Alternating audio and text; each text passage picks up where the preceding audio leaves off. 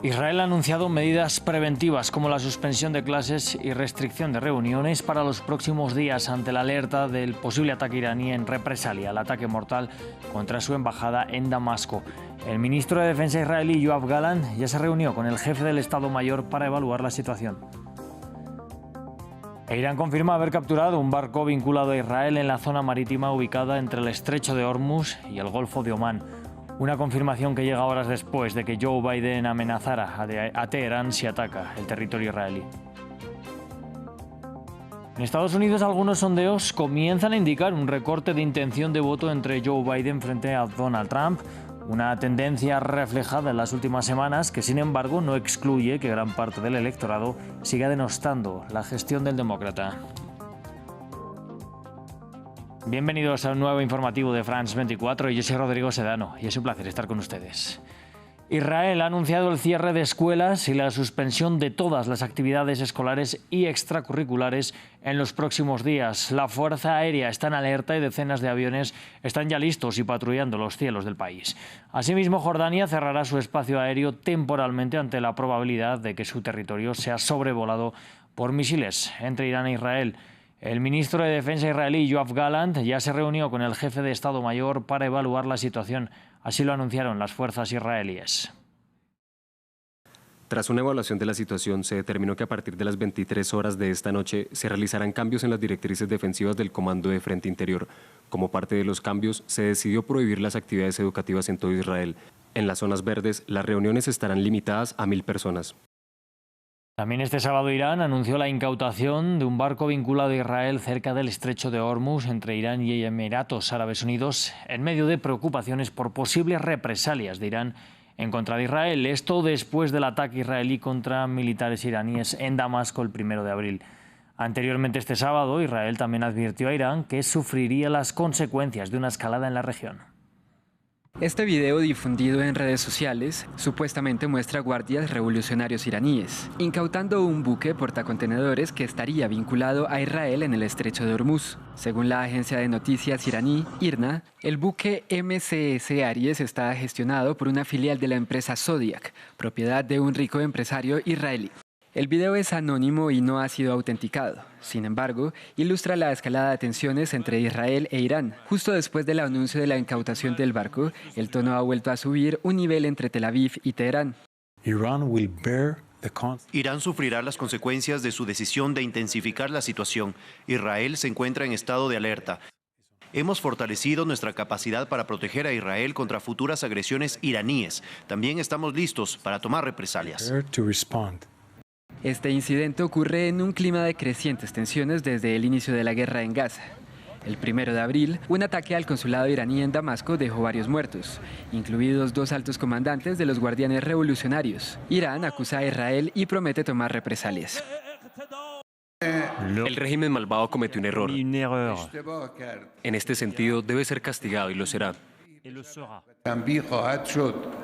Amenazas que Israel y su aliado estadounidense se toman muy en serio. El viernes, Joe Biden aconsejó a Teherán que no llevara a cabo sus amenazas. Y un día después, tropas estadounidenses están en el camino a Medio Oriente. Seguimos en la Cisjordania ocupada. El ejército de Israel confirmó haber hallado el cuerpo del adolescente de 14 años israelí desaparecido el viernes.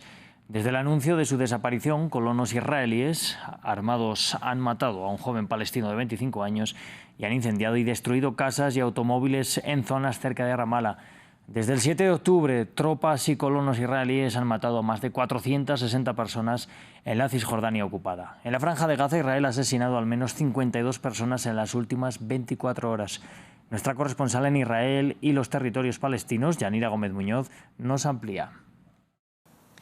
Hordas de colonos israelíes amparados por soldados llevan más de 24 horas arrasando múltiples aldeas de Cisjordania ocupada en unos ataques que siguen en descontrol y que iniciaron este viernes noche tras la desaparición de un adolescente judío de 14 años. De nombre Benjamin Ahimeir, había salido a pastorear desde un puesto de avanzada ilegal cuando, en circunstancias que aún se ignoran, fue asesinado. Si bien las fuerzas israelíes ya han hallado su cuerpo y están revisando el caso, ni su tarea de búsqueda ni el hallazgo han frenado los ataques contra civiles, contra familias palestinas. Los peores han tenido lugar en Al-Magair, al noreste de Ramala, y cerca de ese puesto ilegal. Allí más de 1000 colonos armados destrozaron decenas de propiedades, quemaron casas y automóviles y dispararon hiriendo a 25 personas. No está claro si fueron ellos o los soldados que los custodiaron, pero también dejaron muerto de bala a Jihad Abu Alia, un joven palestino de 25 años. Lo que los palestinos denuncian como un pogromo siguió en Al-Magair esta mañana, con otros 6 heridos más, 1 de gravedad, también un ataque al cortejo fúnebre de Abu Alia y una golpiza a un fotógrafo israelí. También se han registrado agresiones en otras aldeas del área de Ramala, como Beitín, y se han expandido también esos ataques a poblados de Nablus y Hebrón. Frente a esto, el primer ministro israelí Benjamin Netanyahu ha prometido atrapar al asesino del adolescente, ha pedido no obstaculizar el trabajo de las fuerzas israelíes, pero en cambio no ha condenado los ataques a civiles palestinos, mientras que su ministro de Defensa, Yoav Gallant, ha llamado a no tomarse la ley por mano propia en alusión a los colonos. Desde el 7 de octubre, la Oficina de Asuntos Humanitarios de la ONU ha contabilizado más de 700 agresiones de colonos en Cisjordania y Jerusalén Este ocupados, con al menos 12 palestinos asesinados por colonos, en algunos casos involucrando también a soldados israelíes.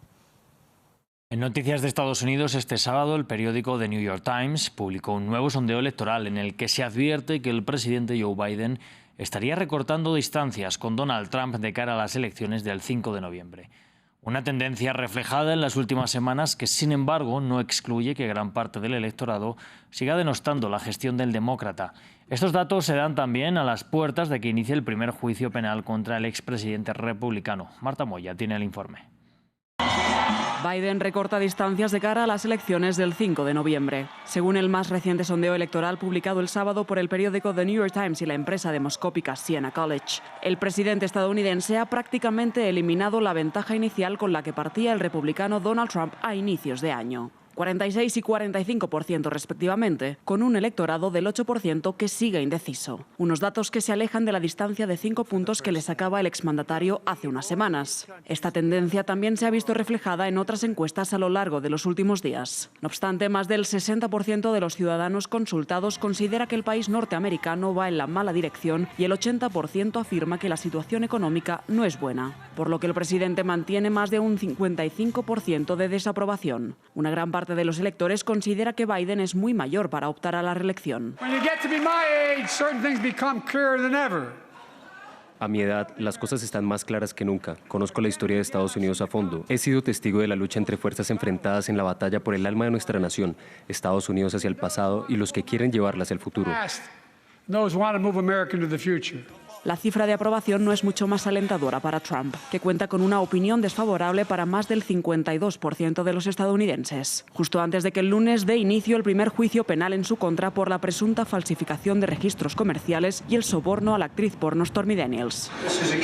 Este es un caso que podría haberse presentado hace 3 años y medio y ahora están peleando durante días porque quieren intentar hacerlo durante las elecciones. Esto es una interferencia electoral. Eso es todo lo que es y es una vergüenza. Obviamente, apelaremos. Trump y Biden confirmarán sus candidaturas en julio y agosto, respectivamente, pero las encuestas ya advierten una campaña reñida en una casi confirmada reedición del duelo de 2020. Este pasado viernes, Venezuela confirmó que durante la jornada del martes tuvo lugar una reunión privada con representantes del gobierno estadounidense en México.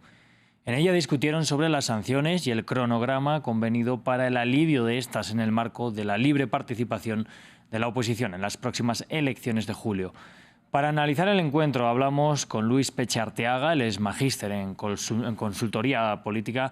Señor Arteaga, bienvenido a France 24. En el comunicado oficial, Venezuela denuncia que Washington ha incumplido el cronograma de levantamiento de sanciones. ¿Qué indicaba dicho cronograma y qué es lo que se habría incumplido? Hola, buenas tardes. La verdad es que por ahora es poca la información sobre lo que se tiene sobre ese acuerdo. Hay algo que digamos que resalta mucho de este comunicado publicado por la Cancillería y la delegación negociadora del chavismo ayer, y es que confirman que hay negociaciones que se han celebrado y que han sido, digamos, promulgadas por la prensa internacional, pero de los cuales las partes no han hablado, que se han desarrollado en Doha, en Qatar.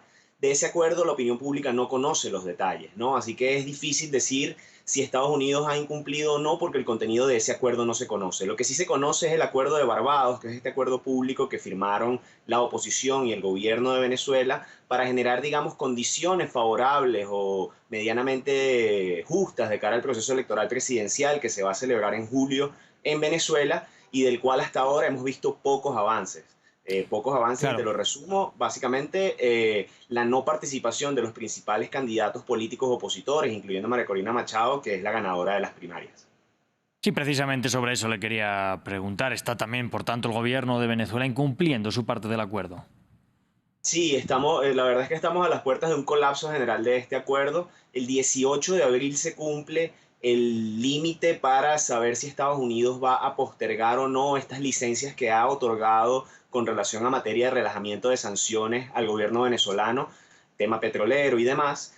Y el 20 de abril, una fecha muy cercana y que probablemente no se puso así de forma casual, es el límite para la sustitución de las candidaturas políticas. Hasta ahora no ha habido una ventana para que los opositores puedan postular a María Corina Machado, quien a su vez intentó postular a una sucesora, una profesora, una catedrática de nombre Corina Lloris, como candidata presidencial. El chavismo ha bloqueado los dos nombres y por eso pareciera que hasta ahora está en punto muerto esta negociación y que lamentablemente pareciera que estuviésemos yendo hacia un colapso de las mismas. Claro, al respecto de la situación de María Corina Machado y de Corina Lloris, pues Estados Unidos ha puesto quejas, pero también algunos países aliados, como puede ser Colombia, con el gobierno de Gustavo Petro, han dicho al gobierno de Nicolás Maduro que tiene que dar pasos. ¿Qué opina usted de esto y cómo lo está viendo también el gobierno venezolano? Ahí es el verdadero punto de presión en este momento que tiene el chavismo, el gobierno de Nicolás Maduro, ¿no? Este paso que han dado gobiernos como el de Gustavo Petro o el de Luis Ignacio Lula da Silva, porque la verdad es que no hay argumentos jurídicos que justifiquen la inhabilitación de Corina Lloris como candidata. El chavismo ha alegado múltiples cosas contra María Corina Machado en materia de que ha llamado a temas de golpes de Estado, ha avalado las sanciones, etcétera, y por ende no ha cumplido con la Constitución. Pero en el caso de Corina Lloris estamos hablando de una catedrática de 80 años que no tiene una trayectoria pública y por ende no hay motivo para inhabilitarla. El chavismo, sin importarle esto, sí lo ha hecho, no ha habido una razón formal del por qué, y esto ha llevado a estos gobiernos aliados de Nicolás Maduro a pronunciarse en contra, y es ahí donde está verdaderamente la presión en este momento para Maduro, porque no hay narrativa ni justificación posible que permita avalar esta inhabilitación de la profesora Lloris. Y estamos hablando de una posible retoma de las sanciones por parte de Estados Unidos. Le quería preguntar si hasta el momento se han visto en el día a día de los venezolanos las consecuencias de haber aliviado las sanciones. Es complicado decirlo, ¿no? Habían estimaciones económicas que decían que las primeras consecuencias de este levantamiento de sanciones podrían verse luego de un año de operativizadas las mismas, ¿no? Estamos hablando de un proceso que lleva apenas 6 meses y que para este momento yo creo que todas las partes, salvo el chavismo quizás, esperaban que estaríamos con los suficientes avances institucionales como para que ni siquiera se pudiera poner en duda que este relajamiento de sanciones continuaría. Esto no ha sido así y por ende está por verse, la verdad, son muy pocos los cambios. Estamos hablando de un país con más de 90% de pobreza y con indicadores económicos que la verdad son poco comparables con el resto de la región porque es una crisis económica generalizada, por lo cual es difícil ver algún cambio posible en estos últimos 6 meses, ¿no? La situación no ha cambiado en absoluto. Luis Peche Arteaga, ha sido un placer hablar con usted aquí hoy en France 24. Un gusto, feliz tarde. Nosotros seguimos aquí en el estudio y vamos a hablar de Galicia, en el extremo noroccidental de España, que sigue sufriendo temperaturas inusualmente altas para esta época del año. Tanto esta región como las Islas Canarias están marcando récords de calor que se espera duren todo el fin de semana debido a vientos cálidos provenientes del norte de África. El primer trimestre del año en España, que suele ser lluvioso, ha sido el más caluroso desde que se tienen registros en el año 1961.